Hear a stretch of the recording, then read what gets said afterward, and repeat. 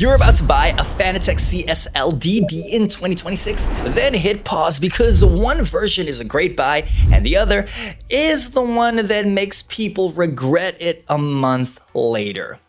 The CSL DD hasn't suddenly become bad, it's still genuinely good, but the market around it changed fast. Pricing, competition, and what entry-level direct drive even means right now. So guys, stay with me in this video because by the end of it, I'll give you a dead simple buy skip checklist and the one configuration choice that decides whether you'll love it or outgrow it pretty fast. Guys, just a quick little side note before we get started. The link for the Fanatec CSL DD is in the description below. It helps support the channel, so if you use it, I get a small commission at no extra cost to you. And I always make sure that the link is updated. So guys, go and check it out. But right now, let's get on to the video. So the first thing that I noticed when I pulled the CSL DD out of the box is how compact it is and how dense it feels. Like the weight is centered and intentional, not hollow. If you're used to older belt-driven bases that look like a black shoebox under your desk,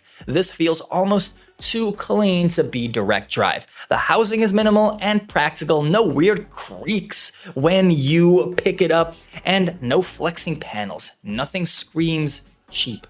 The ports feel properly seated, the power connection locks in confidently, and the whole thing gives off that tool, not a toy vibe. And honestly, I'm pretty much into that. When I'm sim racing, I want the hardware to disappear so that I can focus on driving, not babysitting my setup. Now, it doesn't feel like a luxury flex piece. It feels like Fanatec aimed for solid and dependable. Something that you mount once, you dial in, and then it shows up every single time you boot a system. And that is exactly what I want from a starter direct drive base. The setup is pretty straightforward with a couple of real world caveats that you need to know about. So on PC, it's the easy path. You mount it, you plug in USB, install Fanatec's drivers and control panel, and then you just run firmware updates and you're basically ready. And once you're actually driving, having access to tuning through the Fanatec system is insanely huge because you can make small changes without turning your session into a settings spreadsheet. Console compatibility is where you need to pretty much slow down and be intentional every single time. So on Xbox, compatibility depends on the wheel that you attach. Xbox support comes from an Xbox licensed Fanatec wheel, not the base itself. So yes, you can build an Xbox ready setup, just don't assume any random wheel combo will work. For PlayStation, the CSL DD isn't compatible. You'll want a PlayStation licensed base like the Gran Turismo DD Pro instead. So I'm saying that clearly because buying the wrong base for your platform is the kind of mistake that ruins your whole weekend. Mounting also matters more than people think. At 5nm, you can get away with a sturdy desk if you're sensible. At 8nm, you really want something rigid. Flex is the silent force feedback killer. If your desk or your mount is moving, you're losing detail and turning direct drive clarity into vague wobble. Now, let's talk about the part that actually matters: driving feel. The CSL DD's force feedback is crisp and predictable. You get that direct drive connection immediately. When the front tires load up, it's smooth and it's readable instead of that elastic, springy sensation that you get from a lot of belts and gear systems.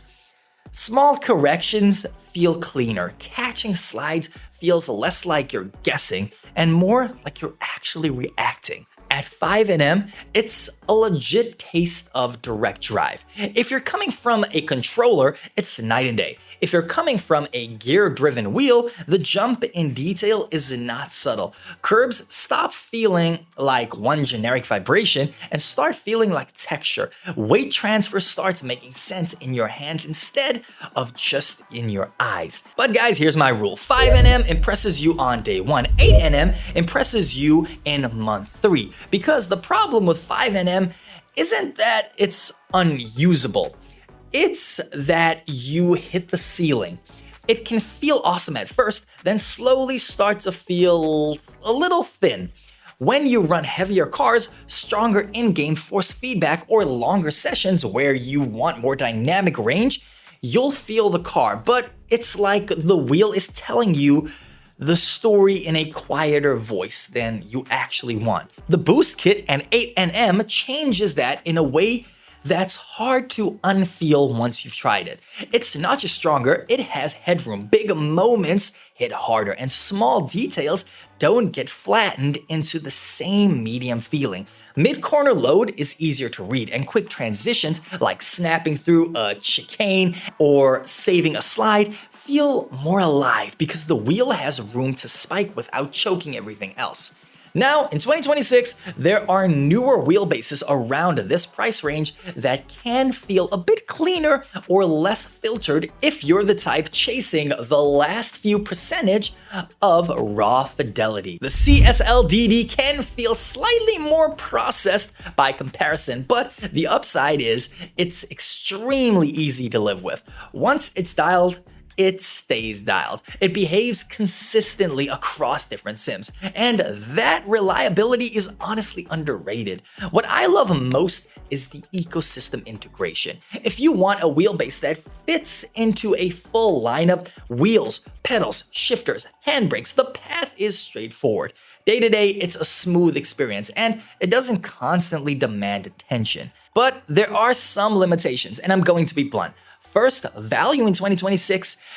This used to be the automatic recommendation, and now it isn't always. Second, the long-term cost of staying inside a proprietary ecosystem can creep up fast if you keep upgrading.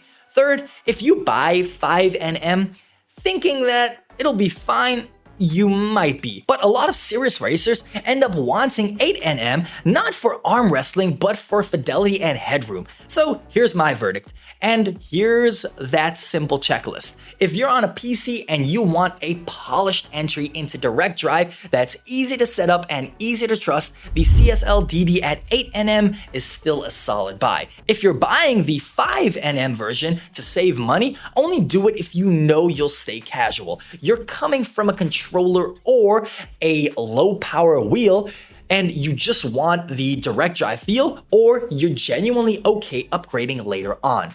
If you're on Xbox and you want a straightforward direct drive path with a big ecosystem behind it, then this can still be one of the cleanest routes.